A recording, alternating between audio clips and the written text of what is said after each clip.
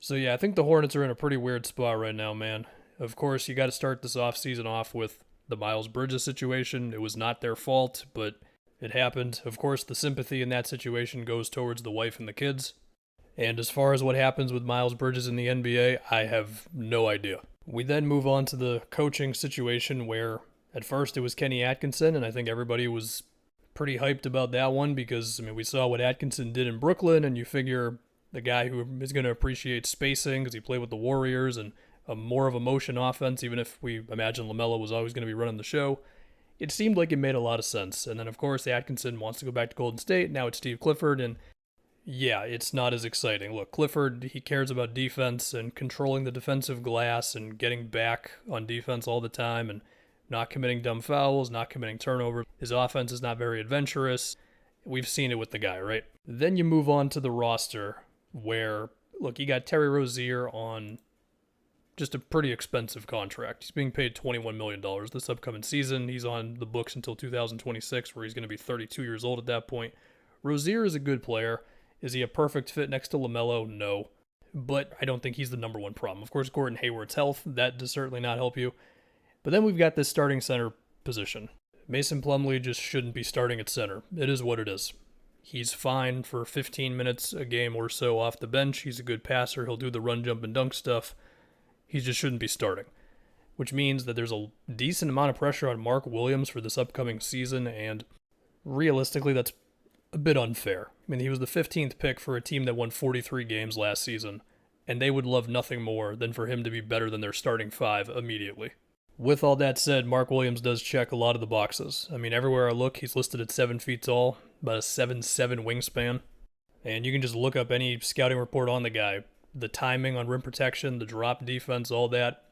There's a lot to be excited about with the dude. And the way you can spin my he's got too much pressure on him is he's going to be able to work off of LaMelo.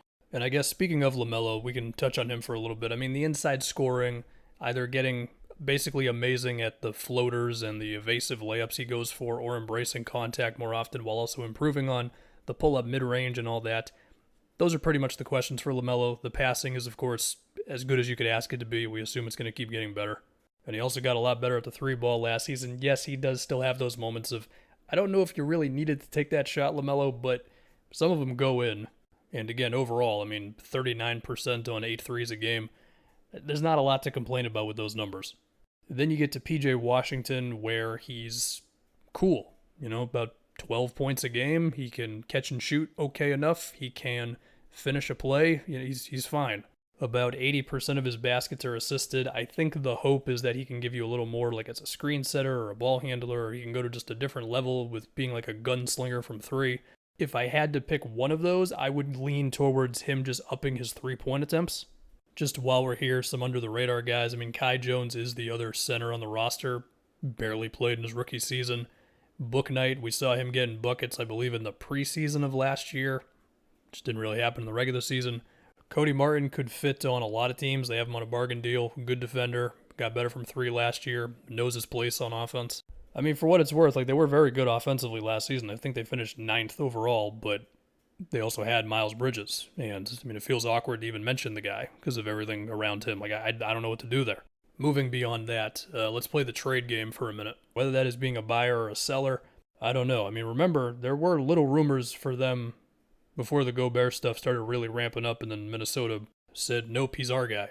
I found something that said the Hornets and the Pacers never entered quote-unquote serious talks about a Miles Turner trade, but there was a whiff of something there at one point.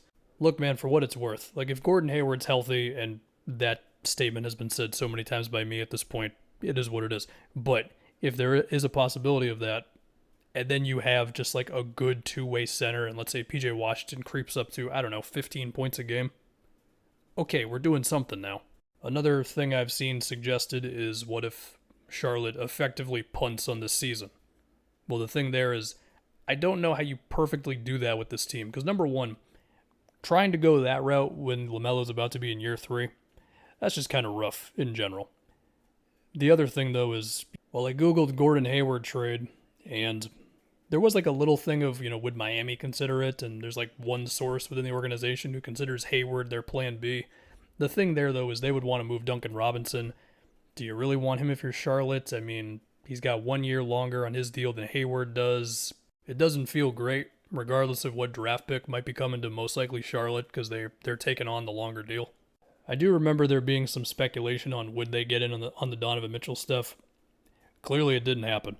The other thing to talk about, going back to LaMelo, because I've already seen some of like, is LaMelo going to be in Charlotte long term? Not like a big thing, but it's like been there a little bit, I guess.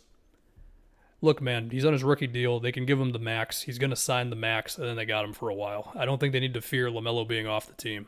At least until, 2 years left in the extension, which is a decently long time from now. But it's not great. I mean, if you force me to have a take on where Charlotte will finish in the East right now, well, they finished 10th last year, and I think that is about where I would have them slotted this season.